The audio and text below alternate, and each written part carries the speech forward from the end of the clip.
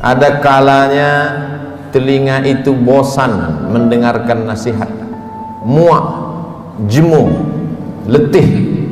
Ada kalanya akal itu tidak lagi bisa diajak untuk berpikir, susah, payah, karena sudah terlalu penuh dengan berbagai macam maklumat, informasi, penderitaan dan kesusahan. Tapi Allah memberikan jalan lain untuk supaya nasihat itu sampai ke dalam hati melalui kisah. Maka kata Allah kepada Nabi Muhammad sallallahu alaihi wasallam, faqsusil qasasa, ceritakanlah kisah-kisah itu, la'allahum yatafakkarun, biarkan mereka berfikir, biarkan mereka merenung sejenak. Selama jantung masih berdetak, selama darah masih mengalir, mereka masih hidup, hati mereka masih bisa diajak untuk berkompromi. Mungkin kalau dinasihati tidak lagi masuk, tersumbat sudah telinga. Mungkin kalau diajak berdiskusi sudah tidak mempan, saking penat dan lelahnya penderitaan. Tapi kisah-kisah masih menyentuh ke dalam hati sanubari manusia, karena nafas masih berhembus, hayat masih berada di kandung badan. Bagi yang lama tidak juga dikaruniai anak, bacalah kisah Ibrahim alaihissalam yang tidak pernah muak dan bosan berdoa, Rabbi habli minas salihin, berilah aku anak yang saleh. Bukan setahun, bukan 2 tahun, 86 tahun lamanya menikah dengan Sarah, tidak juga dikaruniai anak. Menikah dengan Hajar, anak tidak juga datang. Mereka mengatakan istrinya mandul, mereka katakan tangan mungkin punya anak, karena tulang sudah rapuh, kepala sudah diselimuti uban, mustahil punya anak. Tapi Allah ingin menunjukkan kuasanya. Pagi, petang, siang dan malam dia berdoa, Rabbi habli minas salihin. Akhirnya Allah berikan anak. Bukan cuma istrinya yang muda itu yang melahirkan anak, istri yang dikatakan semua orang mengatakan takkan mungkin punya anak, mustahil punya anak. 13 tahun setelah kelahiran Ismail, Sarah mengandung, lahirlah Ishak. Ketika itu umur Nabi Ibrahim 99 tahun. Allah ingin menunjukkan kuasanya. Innama amruhu idza arada syai'an ayyaqula lahu kun fayakun. Setan berbisik, mengapa dia yang pacaran, dia yang berzina, sekali berhubungan kelamin langsung punya anak? Mengapa dia yang melakukan hubungan tidak halal, tidak ada akad, tidak ada saksi, tidak ada mahar, tidak ada izin orang tua, mengapa begitu mudah? Memang itulah kerja setan. Alladzi waswisu fi sudurin nas la'atiyannahum min baini aydihim, aku akan datang dari depan, wa min khalfihim, dari belakang, wa an aymanihim, dari kanan, wa an syama'ilihim, dari kiri. Memang begitulah kerja-kerja setan dari bentuk jin. Syayatinul jinni wal insi, ada pula setan yang berbentuk manusia, yang kerjanya menghangat-hangatkan hati, memanaskan perasaan, sehingga mendidih bergejolak sampai pada mencaci maki Tuhan. Beristighfarlah, minta ampun kepada Allah. Bacalah kisah-kisah mereka, bagaimana susahnya Nabi Zakaria berdoa kepada Allah, Rabbi habli min ladunka dzurriyyatan thayyibah, berilah aku keturunan yang baik-baik ya Allah. Allah berikan keturunan yang baik. Anak itu bernama Yahya, seorang perempuan lama tidak punya anak, namanya Hannah. Dia berdoa kepada Allah, Rabbi ya Allah, inni aku nazartu, bernazar, laka ma fi batni muharrarah, kalau aku punya anak, kalau aku bisa mengandung, anakku ini akan kujadikan muharrara khalisan li khidmati Baitul Maqdis. Dia tidak akan menjadi petani, dia tidak kusuruh bercocok tanam, dia tidak akan mencari ikan di tengah laut menjadi nelayan, dia tidak akan menjadi pegawai kerajaan. Dia hanya akan aku jadikan muharrara, menjadi pelayan Baitul Maqdis. Hidupnya hanya akan menjadi pelayan rumahmu ya Allah. Dia tidak ada kerja lain. Kuwakafkan anakku ini untukmu ya Allah. Fataqabbalaha rabbuha. Allah kabulkan doanya biqabulin hasanin wa ambataha nabatan hasana. Anak itu tumbuh dengan pertumbuhan yang baik. Wa inni sammaituha Maryam. Anak itu aku beri nama Maryam. Wa inni u'idzuha bika wa dzurriyyataha. Aku minta perlindungan kepada engkau, bukan hanya kepada dia, wa dzurriyyataha, tapi sampai kepada anak cucunya, minasyaitonir rajim, supaya jangan sampai dia diganggu, digoda oleh setan yang terkutuk. Begitulah mereka orang-orang yang soleh. Ibrahim, Zakaria, Hannah, suaminya Imran, satu surat khusus untuk mereka. Nama suaminya Imran, nama istrinya Hannah. Hannah melahirkan anak Maryam, Maryam melahirkan anak Isa. Mereka orang yang dekat dengan Allah, tapi tetap diuji oleh Allah. Mereka orang yang dipilih Allah, tapi hidup mereka juga penuh dengan penderitaan dan kesusahan. Lalu siapa kita yang baru sekali dua menempelkan kening ke lantai, bermunajat kepada Allah, merasa hidup mesti senang, hidup mesti tenang, hidup mesti kenyang, padahal kita tak layak untuk menenteng sandal alas tapak kaki mereka. Kita bukan apa-apa dan kita bukan siapa-siapa. Bagi yang hidupnya selama ini berada di istana yang megah dan cantik, penuh dengan emas, berlian, permata, harum, semerbak, tiba-tiba tercampak dan terbuang, bacalah kisah Musa alaihissalam. Dibesarkan di istana Fir'aun, lengkap dengan pelayan, makanan pakaian terjaga bersih rapi, penuh dengan dayang-dayang. Sampai akhirnya dia melihat ada dua orang yang sedang berkelahi. Fawakazahu Musa. Musa melerai, jangan kalian bergaduh, jangan berkelahi. Tapi kedua orang ini tidak juga menghentikan perkelahiannya. Fawakazahu Musa. Musa meninju dan memukulnya. Orang yang dipukul itu mati. Dan kebetulan yang mati itu adalah masyarakat kelas atas, masyarakat keluarga Fir'aun. Musa takut, dia pergi bernaung di bawah kayu yang rindang sambil berpikir meninggalkan istana Fir'aun yang megah, gagah, perkasa. Ketika Nabi Muhammad SAW Isra Mi'raj, Nabi melihat dari Burak turun ke bawah. Dia lihat ada pohon yang rindang di tengah gurun pasir. Nabi bertanya kepada Jibril alaihissalam, pohon apa itu Jibril?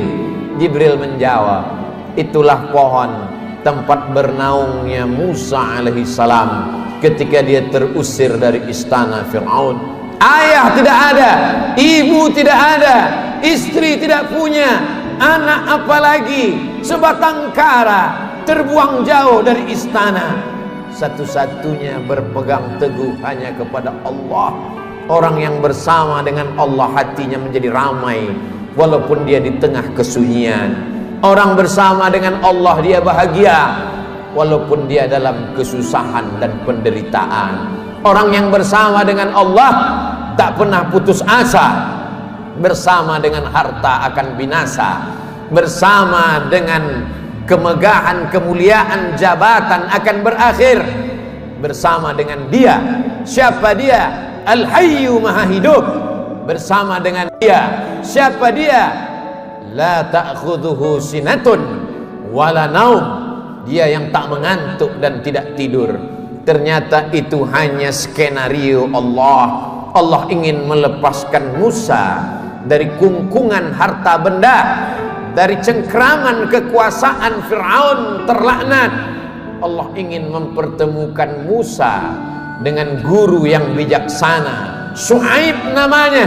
Dari kejauhan Musa melihat orang ramai, ternyata mereka ngantri untuk mengambil air di sebuah sumur tua yang pintunya tertutup batu yang besar. Tidak sanggup mereka menggeser batu itu, walaupun mereka berkumpul beramai-ramai. Musa dengan kekuatan yang dititipkan Allah menggeser batu itu. Dengan mudahnya tutup sumur terbuka. Nabi Musa melihat ada perempuan yang jauh di barisan belakang. Dia panggil perempuan itu untuk mengambil air. Ternyata perempuan itu membalas budi Musa. Dia mengajak Musa untuk berjumpa dengan ayahnya, karena ayahnya lama mencari pengembala kambing. Apa kata si anak? Inna khaira man ista'jartal qawiyul amin. Kalau kau ingin mencari pengembala kambing ayah, selama ini kau susah mencari anak muda, pilihlah anak muda ini. Dia orangnya jujur dan amanah. Dari mana kau tahu dia jujur? Ketika dalam perjalanan tadi aku di depan, dia di belakang. Angin bertiup kencang, pakaian lekuk tubuh terlihat. Dia suruh aku ke belakang, dia ke depan, karena dia tidak ingin melihat yang dilarang Allah. Dari mana kau tahu dia kuat? 30 orang laki-laki ingin menggeser batu besar dari pintu sumur yang menutup. Tak sanggup mereka sampai dia datang. Akhirnya Musa dinikahkan dengan anak Syuaib dengan mahar samania hijaj, 8 musim, 8 tahun lamanya mengembalakan kambing. Musa ulul azmi, banyak manusia tapi tak banyak yang dipilih menjadi nabi. Banyak nabi tapi tak banyak yang dipilih menjadi rasul. Banyak rasul tapi tak banyak yang dipilih menjadi ulul azmi. Musa salah satu ulul azmi. Musa yang diajak Allah untuk berbicara. Wa kallamallahu Musa taklima. Tapi sungguh pun begitu, pernah juga dia merasa terasing, kesunyian, kesepian, tercampak, terjatuh dari istana yang megah. Lalu siapa kita? Kita sedang diajak Allah untuk membanding-bandingkan diri dengan orang-orang yang soleh, yang hebat itu. Engkau yang ditugaskan untuk menjadi guru agama, menjadi juru dakwah di tempat yang jauh, di tengah hutan belantara, melewati air gelombang pasang, melewati sungai, melewati batu karang yang tajam, sampai di tempat tujuan tidak disambut dengan tola'al badru alaina. Kau tak disambut dengan marhaban, kau tak disambut dengan permadani merah, kau tak disambut dengan sukacita. Dicaci maki, diejek. Akhirnya hati merasa marah, panas, meninggalkan dakwah, masuk ke dalam perahu. Perahu terombang-ambing di tengah lautan. Nampaknya barang-barang mesti dicampakkan. Satu persatu barang-barang dibuang ke laut. Namun perahu tetap juga penuh akan tenggelam. Mau tidak mau, suka tidak suka, penumpang mesti diundi. Dan undian itu jatuh ke tanganmu 3 kali. Kalau sudah 3 kali tak ada pilihan, kau mesti dicampakkan ke tengah laut.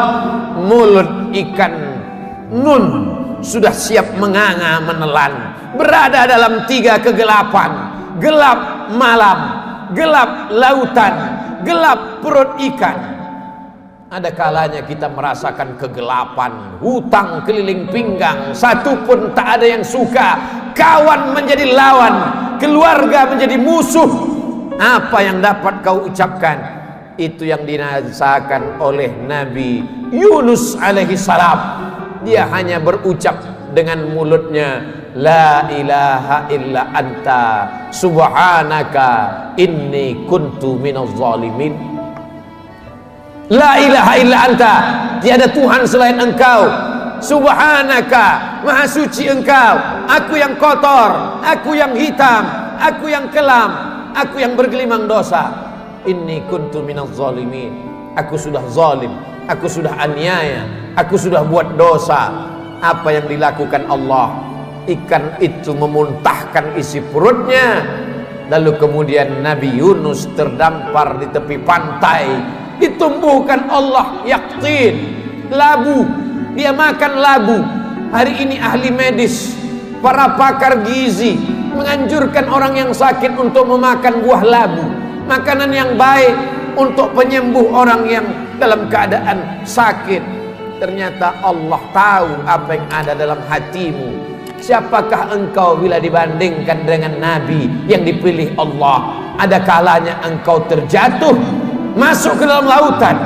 Lautanmu bukan lautan Nabi Yunus, perut ikanmu bukan perut ikan Nabi Yunus, gelapmu bukan gelap Nabi Yunus. Tapi kesulitan-kesulitan hidup yang datang silih berganti, tak ada yang dapat kau lakukan kecuali berkata, la ilaha illa anta subhanaka inni kuntu minaz zalimin.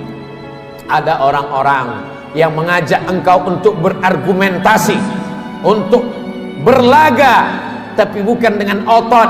Mereka mengajak engkau berkelahi, berdebat dengan otak.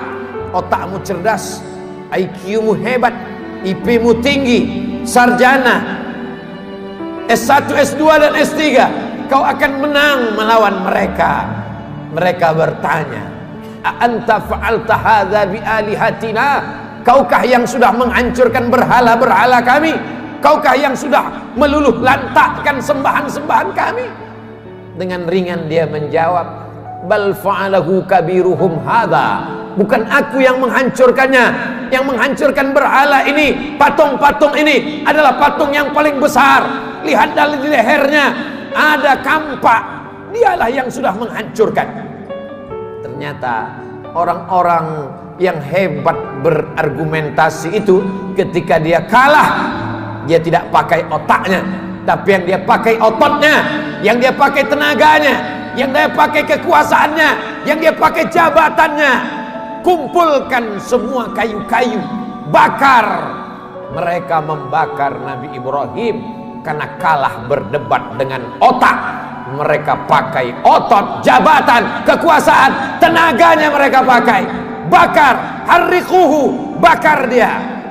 Tidak ada tempat berserah diri kecuali Allah. Nabi Ibrahim hanya meminta, bermohon kepada Allah. Apa yang dikatakan Allah, apa yang dikirimkan Allah. Allah tidak kirim tayran ababil.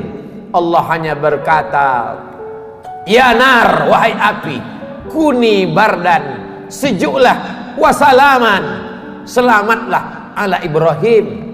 Api itu redup, api itu yang selama ini membakar, menghanguskan, meluluh lantakkan, membinasakan. Tapi kali itu Ibrahim keluar dari api unggun dalam keadaan salaman ala Ibrahim, selamat untuk Ibrahim. Ibrahim kita ucapkan bukan sekedar pemanis bibir di ujung lidah. Ibrahim kita sebut kama sallaita ala Ibrahim wa ala ali Ibrahim, kama barakta ala Ibrahim wa ala ali Ibrahim. Kalau anakmu mati, ternakmu mati, kebunmu kering kerontang, segala penghasilanmu hilang, tak cukup sampai di situ, penyakit pun datang, orang-orang menjauh. Bacalah kisah Nabi Ayub alaihissalam. Adakah Nabi Ayub berkeluh kesah? Adakah Nabi Ayub berkata, aku ini Nabi, kenapa anakku mati? Aku ini Rasul, kenapa ternakku mati? Kenapa kering kerontang? Dia hanya berkata, Rabbi, ya Allah, anni massanyad dur, aku kena penyakit ya Allah, wa anta arhamur rahimin, engkau maha penyayang di antara yang sayang. Tidak ada Nabi Ayub berkata sehatkan aku. Nabi Ayub tak minta sembuhkan aku. Dia hanya berkata, anni massanyad dur, aku kena penyakit ya Allah, wa anta arhamur rahimin, engkau maha penyayang di antara yang sayang. Dia malu meminta kepada Allah, dia malu berkeluh kesah kepada Allah, dia malu malu adalah satu cabang dari iman. Malu kepada manusia biasa, malu kepada malaikat biasa, tapi ini malu berkeluh kesah kepada Allah, malu meminta kepada Allah. Itulah akhlak para nabi. Faqsusil qasasa, ceritakan kisah-kisah itu, la'allahum yatafakkarun, mudah-mudahan mereka berfikir. Kembali kepada Al-Quran, baca Al-Quran, baca terjemah, baca kisahnya, menyejukkan hati, menenangkan jiwa. Barakallahu li wa lakum fil Qur'anil azim, wa nafa'ani wa iyyakum bima fihi minal ayati wadh-dhikril hakim, wa taqabbala minni wa minkum tilawatahu innahu huwal ghafurur rahim.